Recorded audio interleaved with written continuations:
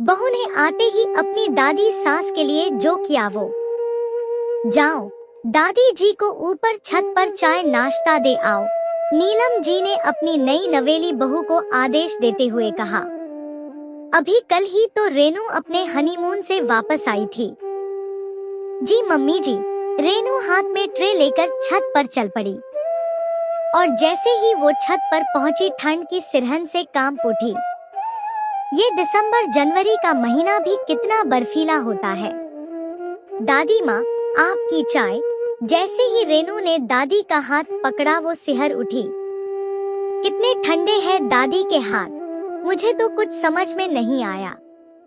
ये कांपती ठंड और दादी के लिए ये ऊपर का कमरा, रेनू को तो कुछ समझ में ही नहीं आ रहा था। रेनू ने जल्दी से दादी माँ को उठाकर चाय का प्याला उनके हाथ में पकड़ा दिया। जुग जुग जियो बहू, दादी ने ढेरों आशीर्वाद दे डाले। तभी ठंड से कांपते हुए बोली, ये ठंड तो लगता है इस बार जान लेकर ही मानेगी। दादी कपकपाते हुए बोली, ऐसा मत कहिए दादी, अभी तो मुझे आपकी बहुत सेवा करनी है। लेकिन दादी माँ, आप एक बात बताइए, आप इतनी ठंड में ऊपर क्यों रहती हैं?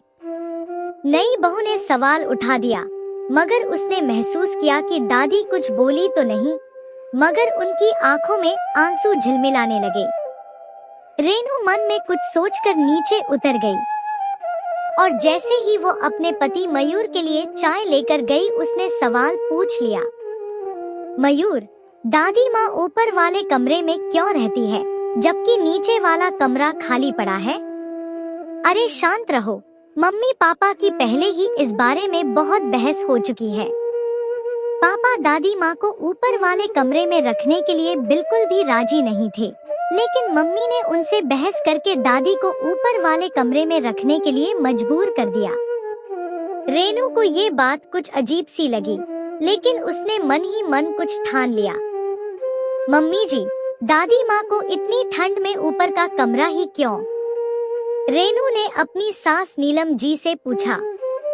अरे क्या फर्क पड़ता है, रजाई ओढ़े पड़ी रहती है आराम से और फिर कमरा चारों तरफ से बंद तो है। लेकिन मम्मी जी ठंड में तो ऐसा लगता है कि एक एक झिरी में से हवा आ रही है। फिर नीचे एक कमरा खाली भी तो है, दादी माँ उसमें रह सकती है।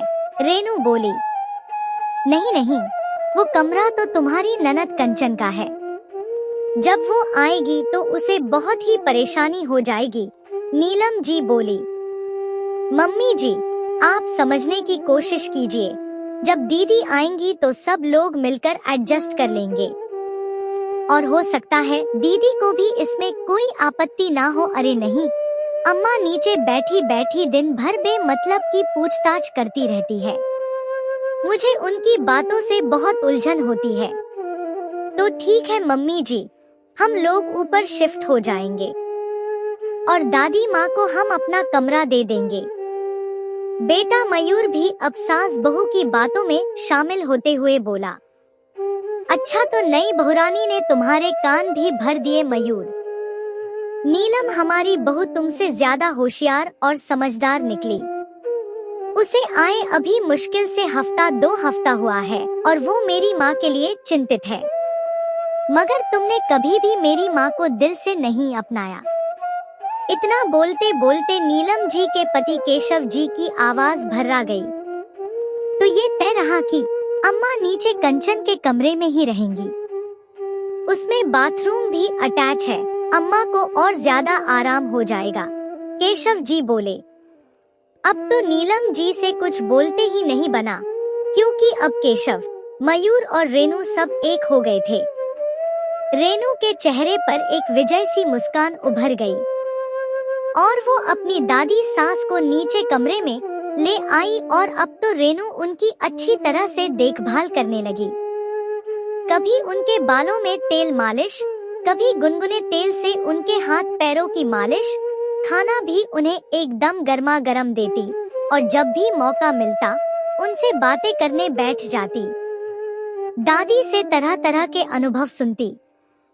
दादी माँ के कहने पर रेनू उन्हें गीता रामायण के पाठ पढ़कर सुना देती। दादी तो निहाल हो जाती, जो सुख बहू से पाने के लिए तरसती रही। वो सुख उन्हें पोते की बहू ने आकर दिया।